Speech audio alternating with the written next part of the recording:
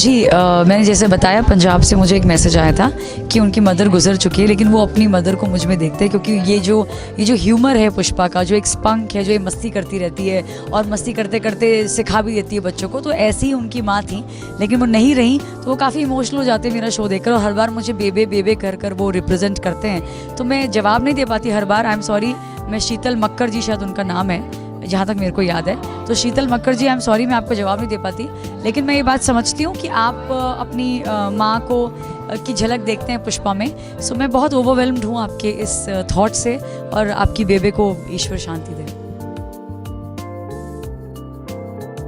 खुद बताइए आप, जैसे आप समझ सकती हैं, ये सवाल तो बहुत ही ऑब्वियस और वैसा सवाल है कि एक एक्टर जिसको एक ऐसा शो करने को मिलता है जिसमें उसकी कहानी है, और एक ऐसा कैरेक्टर जिसमें कोई बंदिश नहीं है। पुष्पा के कैरेक्टर में कोई बंदिश नहीं है, वो हंसना चाहती है तो हंसती है, रोना चाहती है तो रोती है, जो गलतियाँ करना चाहती है गलतियाँ करती है। तो ऐसे पात्र को निभाकर मैं बहुत खुश हूँ, और इससे लोग इंस्पायर हो रहे हैं, प्रेरणा ले रहे हैं। मतलब जैसे आज आपने देखा हमारी इस कॉन्फ्रेंस में कल्पना जी आई हैं, तो ऐसे बहुत सारी कल्पना जी हमारे समाज में, बहुत सारी पुष्पाएं हमारे समाज में, तो उनके बच्चे भी इंस्पायर होते हैं हमारे शो देखकर, और उनकी माएँ भी इंस्पायर हो रही है। उनकी माँ ये सीखती है कि वो क्या कर सकती है, उन्हें क्या करना चाहिए, उनके बच्चे ये सीख रहे हैं कि उनके लिए क्या करना चाहिए, अपने पेरेंट्स के लिए। तो I am very very overwhelmed, मैं बहुत आनंद में हूँ इस समय। और तभी आप विश्वास कीजिए, सीन करने में इतना मज़ा आता है हमें, जो भी हम शूटिंग करते हैं हर दिन हमें बहुत खुशी होती है कि हम आप तक पहुंच रहे हैं। बहुत धन्यवाद सबका, पहले तो इस शो साइन करना एक बहुत ही बड़ा डेस्टिनी का इंटरवेंशन था, क्योंकि मतलब आप एक ऑडिशन देते हैं तो आप बहुत सारे ऑडिशन देता है एक एक्टर, और हमेशा ये नहीं सोच के चलता कि मेरा इसमें हो जाएगा उसमें हो जाएगा। हम ऑडिशन देते हैं, वो हमारा काम है, उसके बाद भूल जाना ये हमारा वो है, हमारी जर्नी का एक बहुत बड़ा हिस्सा है कि हमें ऑडिशन देके भूल जाना चाहिए। तो आपने दिया, मैंने अपनी तरफ से बेस्ट करने की कोशिश की, जितना मेरी समझ थी उसके हिसाब से मैंने उसको डिलीवर किया, और वो वर्कआउट हो गया। अब इसको डेस्टिनी बोल सकते हैं, ईश्वर है बैठा है, लेकिन उसकी जो मेरी स्ट्रगल थी वो उसके बाद शुरू हुई।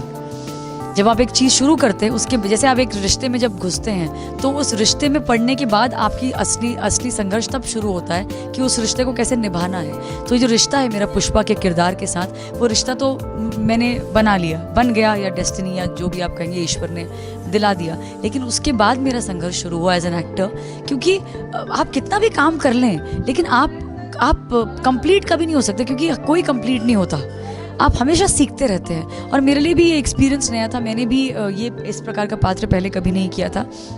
लेकिन बस एक अच्छी चीज़ रही कि जो मेरी पर्सनल जो छोटा मोटा मेरा जो नेचर है, जो मेरा स्वभाव है, उससे मैं पुष्पा को कहीं ना कहीं थोड़ा बहुत कुछ मुद्दों पर रिलेट कर पाती हूँ। तो वो मेरे थोड़ा सा काम आया या आ रहा है, मैं नहीं जानती। बाकी जो हमारे मेकर्स ने इतना सुंदर बनाया है, लिखा है, कंसीव किया है, अब उसको जस्टिफाई करते रहना, ये मेरा एक बहुत बड़ा स्ट्रगल है। और एटलीस्ट जो उन्होंने लिखा है उतना तो मैं ले आऊँ उस सीन को। ये हमेशा मेरा और जो डायरेक्टर साहब हैं, जो हमारे प्रोड्यूसर साहब हैं, हमारी ये कोशिश रहती है कि राइटर्स ने जो लिखा है उतना तक तो हम एटलीस्ट कर पाएँ। और कभी अगर हम उसको सरपास कर जाते हैं या उससे कुछ अलग अच्छा कर जाते हैं, तो वो मैजिक हो जाता है, और फिर हमें जो खुशी मिलती है वो मैं आपसे बयान नहीं कर सकती। So I am like it's like a learning process for me, and this show is really inspired me as an actor to believe that the journey is never ending, an actor's journey is never ending. So मैं सीख रही हूँ।